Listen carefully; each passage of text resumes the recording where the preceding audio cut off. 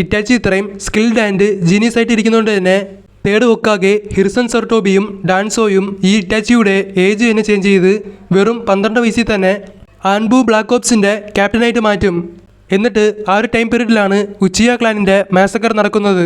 ഇറ്റാച്ചിക്കും അപ്പോൾ തന്നെ മാംഗെക്യു ഷെരിങ്കൻ അവേക്കനായിട്ടുണ്ടാവും. അത് ഷിസുയി ഉച്ചിഹ മരിക്കുന്നത് നേരിട്ട് കൊണ്ടുകൊണ്ടാണ് ഇറ്റാച്ചിക്ക് ആ ഒരു മാംഗെക്യു ഷെരിങ്കൻ അവേക്കനായിരുന്നത്. ഇറ്റാച്ചിക്ക് മാംഗെക്യു ഷെരിങ്കൻ എന്ന ഒരു പവർഫുൾ എബിലിറ്റി ഉണ്ടായിരുന്നെങ്കിൽ പോലും ഉച്ചിയ ക്ലാൻ മാസക്കറിൻ്റെ ആ ഒരു ഫൈറ്റിൻ്റെ ഇടയ്ക്ക് വെച്ച് എവിടെയും ഇറ്റാച്ചി അവിടെ യൂസ് ചെയ്തിരുന്നില്ല. അതുപോലെ തന്നെ സൂസനോയും എവിടെയും അവേക്കൻ ചെയ്തിരുന്നില്ല. വേറൊരു സൈഡിൽ ഒബീറ്റോ ഇറ്റാച്ചിലൂടെ ഫൈറ്റ് ചെയ്തിരുന്നെങ്കിൽ പോലും ഇറ്റാച്ചി ആ ഒരു വില്ലേജിൽ ഉണ്ടായിരുന്ന most of the Uchiha clan മെമ്പേഴ്സിനെയും ഒറ്റയ്ക്കായിരുന്നു ഫേസ് ചെയ്തിരുന്നത്. പക്ഷേ ഇറ്റാച്ചിയുടെ ഫാദർ ഫുക്കാക്കു ഉച്ചിഹ അവിടെ ഫൈറ്റ് ചെയ്തിരുന്നെങ്കിൽ ഇതൊരു മാംഗെക്യു ഷെരിങ്കൻ ബാറ്റിലായിട്ട് മാറിയേനെ. പക്ഷേ ഫുക്കാക്കു ഉച്ചിഹ അവിടെ അത് ചെയ്തിരുന്നില്ല.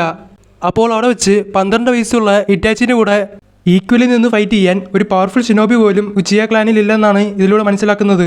ആൻഡ് ഇറ്റാച്ചി അവിടെ ആരും ഉറങ്ങുമ്പോഴല്ല അറ്റാക്ക് ചെയ്തിരുന്നത്. ഫസ്റ്റ് കിൽ നടന്നപ്പോൾ തന്നെ ബാക്കിയുള്ളവർക്ക് മനസ്സിലായി കാണും അവിടെ ഒരു ബാറ്റിൽ നടക്കുന്ന കാര്യം. അപ്പോൾ അവിടെ ഉണ്ടായിരുന്ന ബാക്കിയുള്ള ഉച്ചിയാസ് എല്ലാം മാംഗെക്യു ഷെരിങ്കൻ എബിലിറ്റി യൂസ് ചെയ്യുന്നതിന് മുന്നേ തന്നെ ഇറ്റാച്ചി അവരെല്ലാവരും കൊല്ലും. അതിനുശേഷമാണ് ഇറ്റാച്ചി അക്കാട്സുക്കി എന്നൊരു ടീമിൽ ജോയിൻ ചെയ്യുന്നത്.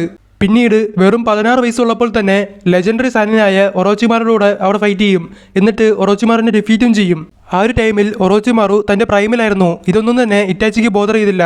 അതിനുശേഷം തേർഡ് ഹൊക്കാഗെ ഹിർസൺ സെർട്ടോബി മരിച്ചതിന് ശേഷം ഇറ്റാച്ചി ഉച്ചിഹ ഹിഡൻ ലീഫ് വില്ലേജിലോട്ട് പോകും.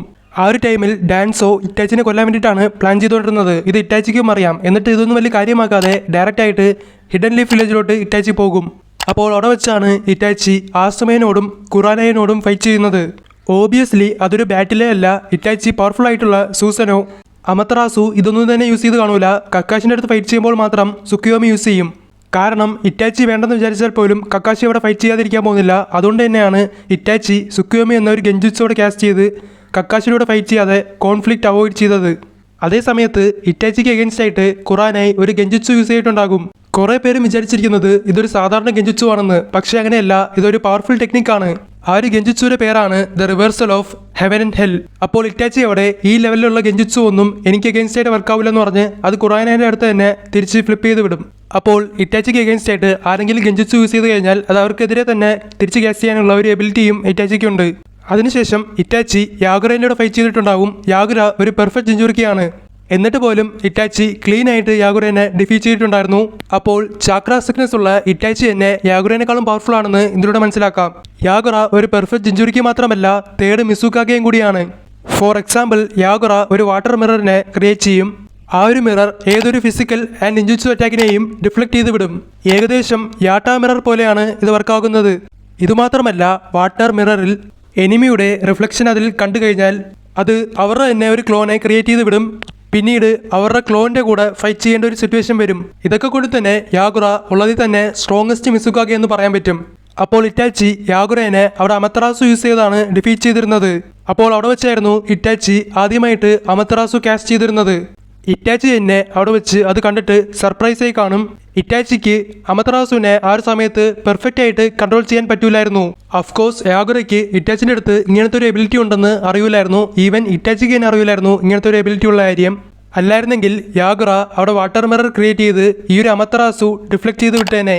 അതേപോലെ തന്നെ നറൂട്ടോ യൂണിവേഴ്സിൽ one of the finest chakra control അറിയാവുന്ന ഒരു ഷിനോബിയാണ് ഇറ്റാച്ചി. ഈ ഒരു ലെവലിൽ ചാക്ര കൺട്രോൾ അറിയാവുന്നതുകൊണ്ട് തന്നെ ബ്രോക്കൻ ഓർ വീക്കസ്റ്റ് ബോഡി ആയിട്ടുണ്ടെങ്കിൽ പോലും അവരെ കൊണ്ട് എഫിഷ്യൻ്റ് ആയിട്ട് അവരുടെ പവേഴ്സ് യൂസ് ചെയ്യാൻ സാധിക്കും. എക്സാമ്പിൾ പറയുവാണെങ്കിൽ 100 വയസ്സായിട്ടും സുജിക്കാഗെ ഒണോക്കി ഫൈറ്റ് ചെയ്യാനുള്ള കാരണം ഇതുകൊണ്ടാണ്. അതുകൊണ്ട് തന്നെയാണ് ഇറ്റാച്ചി ഒരു ഇൽനെസ് ഉണ്ടായിട്ട് പോലും ഇത്ര പവർഫുൾ ആവാനുള്ള കാരണം. ഇറ്റാച്ചിയുടെ ചാക്ര കൺട്രോൾ ഇത്ര ഫൈനായിട്ടുള്ളതുകൊണ്ട് തന്നെ സിംഗിൾ ഹാൻഡിൽ തന്നെ സൈൻ ലാംഗ്വേജ് യൂസ് ചെയ്ത് ജുറ്റ്സു കാസ്റ്റ് ചെയ്യാൻ സാധിക്കും. എക്സാമ്പിളിന് റെയർ ആയിട്ടുള്ള ഷിനോബീസ് മാത്രമേ ഇത് യൂസ് ചെയ്തിട്ടുള്ളൂ. മിനാറ്റോ, സാസ്കെ ഇവരൊക്കെയാണ്. ഇത്രയും നല്ലൊരു ചാക്ര കൺട്രോൾ ഉള്ളതുകൊണ്ടാണ് മോശമായിട്ടുള്ള ഒരു സിറ്റുവേഷനിൽ പോലും ഒരു പെർഫെക്റ്റ് സൂസനോ ഇറ്റാച്ചി അവിടെ അവേക്കൻ ചെയ്തിരുന്നത്. സൂസനോ എന്ന് പറയുമ്പോൾ തന്നെ ഇറ്റാച്ചിയുടെ സൂസനോ വൺ ഓഫ് ദ പവർഫുൾ സൂസനോ ആണ്. ഈ ഒരു സൂസനോനെ കൊണ്ട് 2 ഓവർ പവർഡ് ആയിട്ടുള്ള എബിലിറ്റി യൂസ് ചെയ്യാൻ സാധിക്കും. ടോട്സുക ബ്ലേഡ് ആൻഡ് യാട്ട മിറർ. ഈ ഒരു യാട്ട മിറർ ഫിസിക്കൽ ആൻഡ് നിഞ്ചുത്സു അറ്റാക്കിനെ ബ്ലോക്ക് ചെയ്ത് ഡിഫ്ലക്ട് ചെയ്ത് വിടും. ഇതുമാത്രമല്ല ഈവൻ സ്പിരിച്വൽ അറ്റാക്കിനെ പോലും ബ്ലോക്ക് ചെയ്യാൻ സാധിക്കും. എക്സാമ്പിൾ പറയുവാണെങ്കിൽ ഗെഞ്ചുത്സു, ഈനോ യൂസ് ചെയ്യുന്ന mind transfer jutsu, maybe soul reaper jutsu പോലും ചെയ്യാൻ സാധിക്കും. പക്ഷേ അതിലൊരു പ്രോബ്ലം ഉണ്ട്. റീപ്പർ ദച്ചിൽ ജുജുവിനെ ബ്ലോക്ക് ചെയ്യണമെന്നുണ്ടെങ്കിൽ യാട്ട മിറർ 360 ഡിഗ്രി കവർ ചെയ്യണം. പക്ഷേ യാട്ട മിറർ 180 ഡിഗ്രി മാത്രമേ കവർ ചെയ്യത്തുള്ളൂ. അതുകൊണ്ട് തന്നെ ബ്ലൈൻഡ് സ്പോട്ട് കാണും. ഇതുപോലെ തന്നെ മറ്റൊരു പവർഫുൾ എബിലിറ്റിയാണ് ടോട്സുക ബ്ലേഡ്. ഈ ഒരു ബ്ലേഡ് ഏതൊരു ഒബ്ജക്റ്റിനെ ടച്ച് ചെയ്താലും ലാൻഡ് ഓഫ് ഡ്രങ്കൻ ഡ്രീംസിൽ സീൽ ചെയ്ത് വെക്കും. ഇത് ചെയ്യാൻ വേണ്ടിയിട്ട് ഏതൊരു ചക്രയും ആവശ്യം വരില്ല. അപ്പോൾ ഇതുവരെ കണ്ട ഇറ്റാച്ചി എല്ലാം തന്നെ ചാക്ര സിക്നസ് ഉള്ളൊരു ഇറ്റാച്ചിയാണ്. ഉച്ചിയ ക്ലാൻ മാസക്കറിന് ശേഷം ഇറ്റാച്ചിക്ക് വലിയൊരു ക്രോണിക് ഇൽനെസ് വന്നിരുന്നു. ഇതുപോലുള്ള ഒരു ഇൽനെസ് ഉണ്ടായിട്ട് പോലും ഇറ്റാച്ചി ഇത്ര പവർഫുൾ ആണെങ്കിൽ ഇൽനെസ് ഇല്ലാത്ത ഇറ്റാച്ചി വാർ ആർക്കിലുണ്ടായിരുന്ന എറ്റേണൽ മാഗയ്ക്ക് ശരിങ്കൻ അവേക്കൻ ചെയ്ത സാസ്കേനേക്കാളും ട്വൈസ് എമൗണ്ട് ഓഫ് ചക്ര ഇറ്റാച്ചിക്ക് ഉണ്ടാകും.